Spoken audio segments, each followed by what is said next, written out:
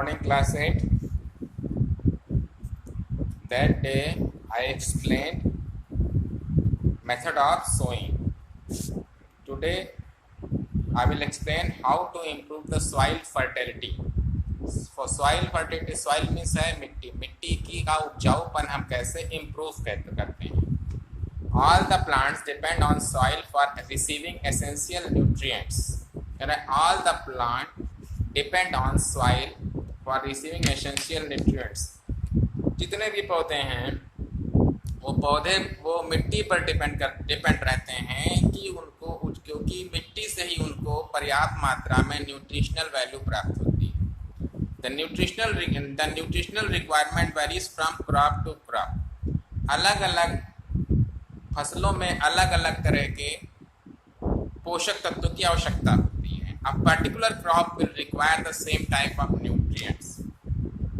विशेष तरह के अलग अलग तरह के जो भी फसलें होती हैं, हर एक फसल वो उस एक फसल में उसी तरह के न्यूट्रिएंट्स की रिक्वायरमेंट होती है. ठीक है. जब उसको बोया जाएगा उसमें उन्हीं पोषक तत्वों की जरूरत पड़ेगी. Therefore, if same crop is grown in a field over and over again, it will lead the deficiency of particular nutrients consumed by the crop. इसलिए अगर किसी एक जमीन के ऊपर बार बार हम एक ही तरह की फसल लगाते हैं तो धीरे धीरे वो जो न्यूट्रिएंट होता है उस मिट्टी से खत्म हो जाता है. क्योंकि पौधा जो होता है, जो फसल होती है, उसी चीज़ को बार बार लेती रहती है और धीरे धीरे होता है क्या है, वो चीज़ें खत्म हो जाती हैं उस मिट्टी से. वो जैसे पोटास की जरूरत हो तो पोटास ही बार बार लेता रहेगा तो पोटास की मात्रा खत्म हो जाएगी, नाइट्रोजन की मात्रा खत्म हो जाएगी. इस तरीके से to replenish the soil with essential nutrients following methods are used. इसलिए मिट्टी में पोषक तत्व बना रखने के लिए हम लोग अलग अलग ये मेथड्स, तमाम तरह के मेथड्स का प्रयोग करते हैं. Adding manure is an organic material which is formed by microbial decomposition of plants and animals waste in pits at open places. Manure का मतलब होता है खाद क्या है, खाद कैसे बनती है. जो भी चीजें जब डिकम्पोज हो जाती हैं, जैसे मान लीजिए किसी भी जो भी घास फूस है या गाय का गोबर है, ये सब चीजें जब सड़ जाती हैं, सड़ने के बाद ये डिकम्पोज हो जाती हैं तो डिकम्पोज को करते कौन है, माइक्रो ऑर्गेनिज्म को डिकम्पोज करते हैं. जब डिकम्पोज हो जाती हैं तो ये चीजें खाद का काम करती हैं. ठीक है. जैसे इसके लिए हम क्या करते हैं, गड्ढा खोदते हैं, गड्ढा खोदने के बाद उसमें वो सारी चीजें हम डाल देते हैं. Manure is less rich in nitrogen, phosphorus and potash than synthetic fertilisers. Manure is less rich in nitrogen, phosphorus and potash. जो मैन्योर होता है यानी तो उसमें क्या है, नाइट्रोजन, फास्फोरस और पोटास कम मात्रा में होता है देन सिंथेटिक फर्टिलाइजर. जो सिंथेटिक फर्टिलाइजर होता है उससे कम मात्रा में इसके अंदर नाइट्रोजन या फास्फोरस या पोटास पाया जाता है. And therefore must be applied in much greater quantity. इसलिए उसमें अधिक मात्रा में हमको उस खाद की जरूरत पड़ती है. The organic sludge from biogas plants and sewage treatment plant is also used as manure. इसके अलावा बायोगैस जो प्लांट होता है, यानी गोबर गैस, आप लोगों ने गांव में देखा होगा, लोग गोबर गैस प्लांट लगाते हैं. उसके अलावा जो सीवेज होता है, जो टॉयलेट का जो गड्ढा होता है, उसमें से जो गंदगी निकलती है, उन सब चीज़ों का इस्तेमाल भी हम खाद के रूप में करते हैं क्योंकि वो सारा डिकम्पोज होकर के खाद के रूप में प्रयोग होता है. Advantage of manure. अब एडवांटेज मीन्स होता है फायदा. मैन्योर्स के फायदे क्या क्या होते हैं. It is rich in humus and thus improve the capacity of soil to absorb and store water, thereby preventing soil erosion. जो मैन्योर होता है इसमें ह्यूमस अधिक मात्रा में होता है, इसलिए क्या करता है, मिट्टी की जो उपजाऊपन है उसको अधिक इम्प्रूव कर देता है. ठीक है. और इसमें क्या होता है, क्षमता होती है पानी को अपने अंदर एब्जॉर्ब करने की. इससे क्या है कि जो सॉइल इरोजन होता है वो रुक जाता है. The rate of releasing nutrients by manure to the plants low, hence it reduces the risk of damage to plants due to over use. क्योंकि इसमें जो पौष्टिक तत्व होता है वो बाकी जो फर्टिलाइजर से कम होता है, इसलिए फसलों का अधिक मात्रा में भी डाल देने पर फसलें खराब नहीं होने पाती. जैसे कि जो यूरिया होता है ज़्यादा डाल दोगे तो फसल सूख जाएगी क्योंकि उसमें ये जो न्यूट्रिएंट्स होते हैं बहुत ज़्यादा मात्रा होते हैं. लेकिन चूंकि जो मैन्योर, जो देसी खाद जिसे कहते हैं, देसी खाद होती है, उसके अंदर ये मात्रा होती है कम न्यूट्रिएंट्स की, इसलिए वो अधिक मात्रा में होने पर भी उसमें फसलों को नुकसान नहीं पहुंचाती। It enhances the growth of friendly microbes. और ये क्या है, जो माइक्रोब्स होते हैं, माइक्रो ऑर्गेनिज्म होते हैं जो मिट्टी में पाए जाते हैं, उनके साथ ये फ्रेंडली होते हैं। मतलब ये जो माइक्रो ऑर्गेनिज्म होते हैं ये जो मैन्योर्स में मरते नहीं हैं, जबकि यूरिया डाल देने से क्या होता है, वो सब माइक्रो ऑर्गेनिज्म हमारे मर जाते हैं। जो केचुए होते हैं और तमाम तरह के माइक्रो ऑर्गेनिज्म होते हैं वो सब मर जाते हैं। It aerates the soil by making its porous. इसके अलावा ये मिट्टी को पोरस करें, यानी मिट्टी पोरस हो जाती है, खोखली, अंदर से क्या होता है उसके अंदर एयरी हो जाती है मिट्टी। Disadvantage of manure. अब इसके अलावा कुछ डिसएडवांटेजेस भी हैं मैन्योर के। The slurry of water and dung, which after decomposition forms the manure, can cause environmental pollution, as it is a gas like CH4, CO2 and H2SO. Disadvantage ये क्या है कि एनवायरमेंट के लिए जब ये डिकम्पोज होता है तो इसमें सिर्फ CH4 यानी मेथेन गैस निकलती है, कार्बन डाइऑक्साइड निकलती है और हाइड्रोजन सल्फाइड गैस निकलती है, जो कि हमारे एटमॉस्फेयर के लिए नुकसानदायक होती है।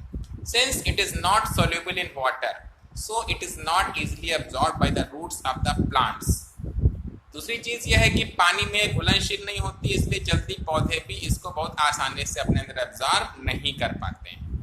It is not nutrient specific. इसके अलावा इसके अंदर न्यूट्रिएंट वैल्यू पर्याप्त मात्रा में नहीं पाई जाती है।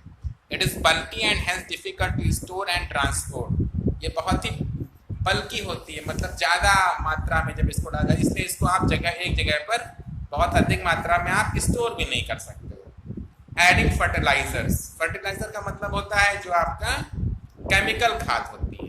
Fertilisers are the chemical which are prepared in factories. Fertiliser क्या होता है, ये ऐसा केमिकल होता है जो कि फैक्ट्रियों में बनता है। They are rich in specific plant nutrients like nitrogen, potassium and phosphorus. They are rich. इसके अंदर नाइट्रोजन, पोटेशियम और फास्फोरस ज़्यादा मात्रा में पाया जाता है। Some of the commonly use fertilizers are urea, potash and super phosphate. इसके अलावा कुछ चीज़ें जैसे इसमें यूरिया, जो इसमें जैसे कुछ फर्टिलाइजर्स का जो हम इस्तेमाल करते हैं उसका नाम है यूरिया है, पोटास है, सुपर फॉस्फेट है। अब एडवांटेज ऑफ फर्टिलाइजर। फर्टिलाइजर का हमें फायदा क्या होता है, they provide nutrients to the soil immediately in the concentrated form. They provide nutrients to the soil. ये मिट्टी को हमारे उपजाऊ बनाती हैं, ठीक है। Fertilizers and are nutrients specific. For example, they provide the essential nutrients like nitrogen, phosphorus and potassium to crops. जो फर्टिलाइजर्स होते हैं इसमें जो मुख्य रूप से जो न्यूट्रिएंट्स पाए जाते हैं जो कि पौधों के लिए आवश्यक होते हैं वो है नाइट्रोजन, फास्फोरस एंड पोटेशियम, ठीक है। They increase the crop yield several times. इससे जो हमारा जो फसल है वो कई गुना इसकी पैदावार बढ़ जाती है। They are easy to store and transport. इसको स्टोर करना, इसको एक जगह दूसरी जगह ले जाना बहुत ही आसान होता है। Disadvantage of fertilisers. फर्टिलाइजर का डिसएडवांटेज मतलब नुकसान क्या है, यानी एक पहलू अगर उसका है कि फायदा, तो दूसरा पहलू है कि ये नुकसान भी करता है। न्यूट्रिएंट्स इन फर्टिलाइजर्स में washed away due to rain और इरिगेशन। जो फर्टिलाइजर होता है इसका जो न्यूट्रिएंट होता है बहुत जल्दी बारिश होने पर धुल जाता है, यानी ये बह जाता है। Use of fertilizers over a long period of the time में affect the fertility of soil. बहुत दिन तक अगर हम इसका उपयोग करते हैं, किसका, फर्टिलाइजर का उपयोग करते हैं, तो वो क्या करता है, मिट्टी के उपजाऊपन को खत्म कर देता है। They may damage the soil texture by making it more porous. ये मिट्टी को बहुत अधिक पोरस कर देता है। इससे क्या होता है, जो मिट्टी की जो अपनी नेचुरल जो एक चीज़ होती है वो नष्ट हो जाती है। When used in excessive amounts the chemicals are washed away by rain water into rivers and lakes where they accumulate the bones of a threat to aquatic life. ज़्यादा मात्रा में जब इसका प्रयोग करते हैं तो जब बारिश में होता है, बाढ़ वगैरह आता है तो ये धुल जाता है और पानी के साथ साथ ही चला जाता है नदियों में। और नदियों में जब यूरिया चला जाता है या ये जो होता है तो उससे जो वहाँ के जो एक्वाटिक एनिमल्स होते हैं, नदियों में जो जानवर पाए जाते हैं वो मरने लगते हैं, ठीक है। And the excessive use of fertilizers in the soil can raise the level of free nitrates in the crops, making them harmful for the people to consume. और अधिक मात्रा में जब इसका प्रयोग किया जाता है तो यह हमारे फसलों को नुकसानदायक बना देता है। यानी जब हम चीज़ों को डालते हैं तो वो मिट्टी से होते हुए हमारे फसल तक पहुंचता है, और जब ये फसल में पहुंचता है तो वो फसल जब हम खाते हैं तो उसका असर हमारे ऊपर भी पड़ता है। समझ रहे हैं नहीं समझ रहे हैं आप लोग? Many of the problems caused by manure and fertilizers can be avoided by using a balanced combination of both of them. इसलिए हमें मैन्योर और फर्टिलाइजर दोनों को बैलेंस रूप में यूज करना चाहिए। ठीक है? Difference between manure and fertilisers. Manure और फर्टिलाइजर डिफरेंस क्या है? Manure is natural substance, fertiliser unorganic inorganic chemical substance. वो क्या है? मैन्योर क्या है? नेचुरल सब्सटेंस है, ये प्राकृतिक रूप से पाया जाता है हमारे पास, जैसे कि एनिमल्स का जो वेस्ट होता है, प्लांट का जो बचा खुचा जो वेस्ट होता है। लेकिन फर्टिलाइजर फैक्ट्री में बनाया जाता है। It can prepared in the field. ये कहाँ बनता है? मैन्योर कहाँ बनता है? मैदानों में बनाया जाता है। ये फैक्ट्रियों के अंदर बनाया जाता है, केमिकल्स का प्रयोग करके बनाया जाता है। It protects humus content to the soil. ये ह्यूमस को बचाता है। ये क्या करता है? ह्यूमस को नुकसान। ये तमाम तरह के इससे फायदे हैं। हमारा जो मैन्योर है, जो देसी खाद है, उसके तमाम फायदे हैं। और फर्टिलाइजर जो है, जो जिसे आप यहाँ पे यूरिया कहा जाता है, इसका नुकसान पहुंच जाता है। Crop rotation. अब दूसरा मामला आ रहा है कि मिट्टी को हम किस तरीके से उपजाऊ बनाएं। ठीक है? उपजाऊ बनाने के लिए एक चीज और आ रही है, वो है crop rotation. This is the simplest method of maintaining the fertility of soil. In this method, farmers are encouraged to grow one pulse crop between two cereal crops in the same field. मतलब किसानों को क्या करना चाहिए? एक ही field में, एक खेत में फसलों को अदल बदल के लगाना चाहिए। जिससे मान लीजिए कि अगर इसमें ये फसल लगाई गई है तो अब दूसरी फसल लगाई जाए जिसमें दूसरे उसकी जरूरत पड़े। ठीक है?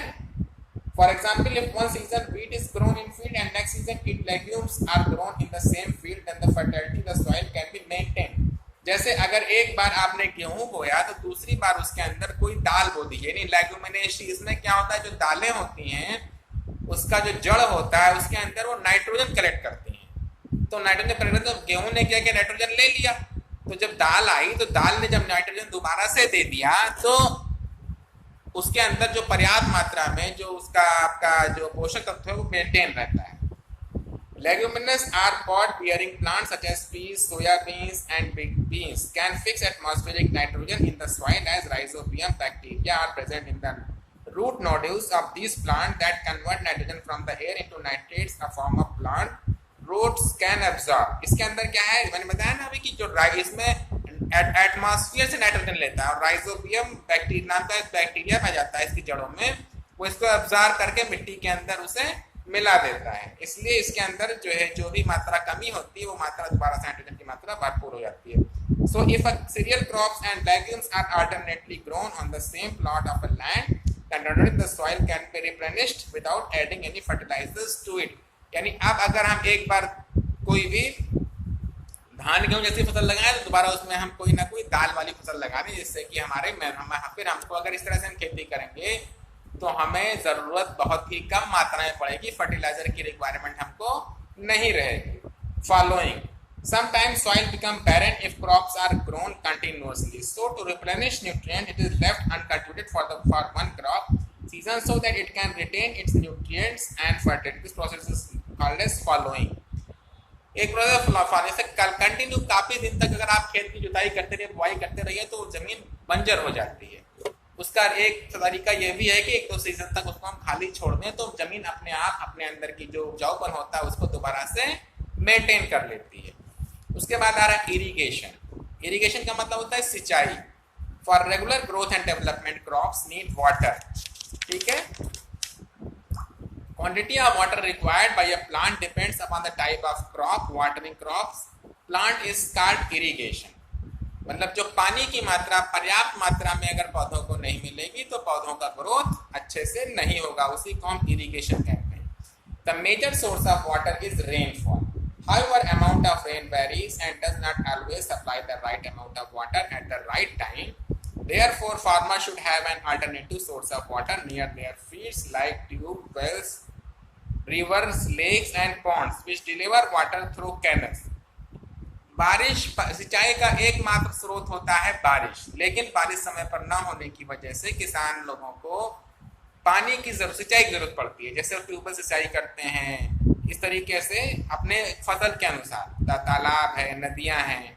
The amount of water supplied should be in adequate amount as excess of water harms and crop plants. If water logging is continued in a field, then amount of salt will be increased in the soil, which will retard the growth of crops.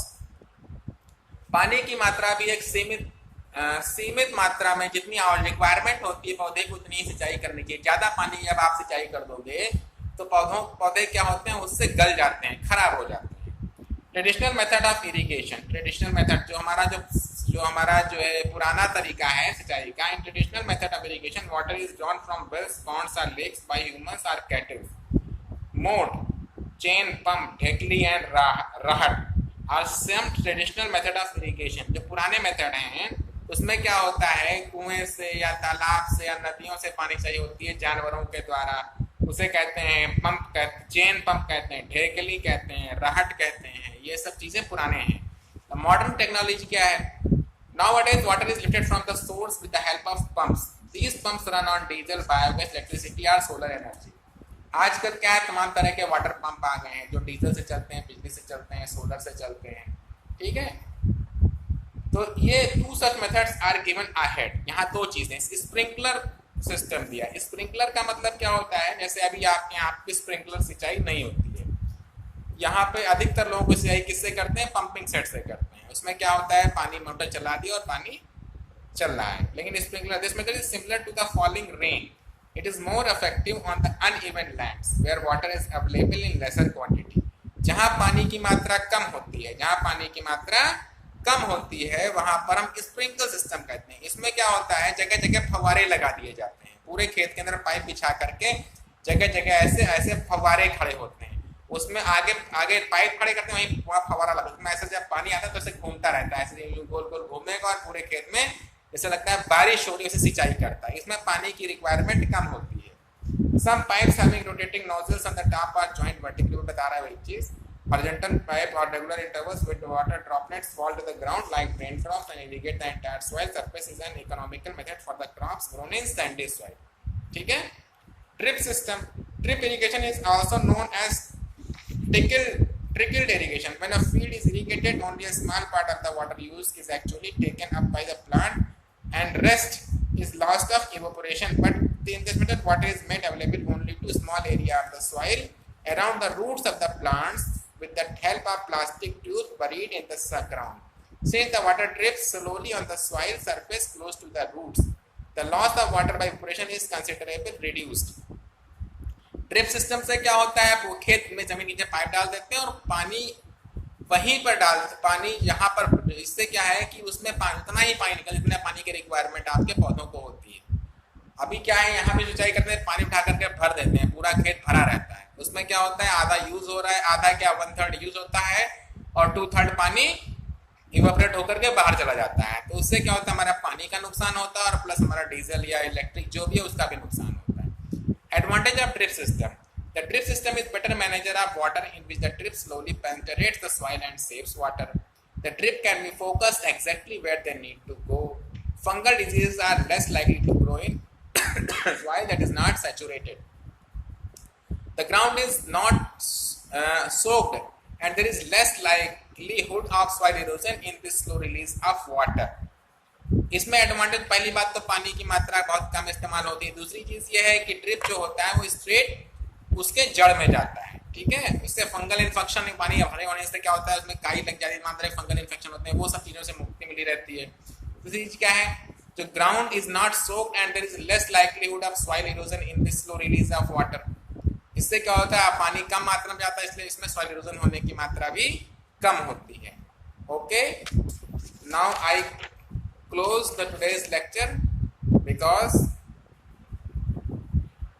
I am also feeling thirsty and I will explain the next part of this chapter after some time. Okay, bye.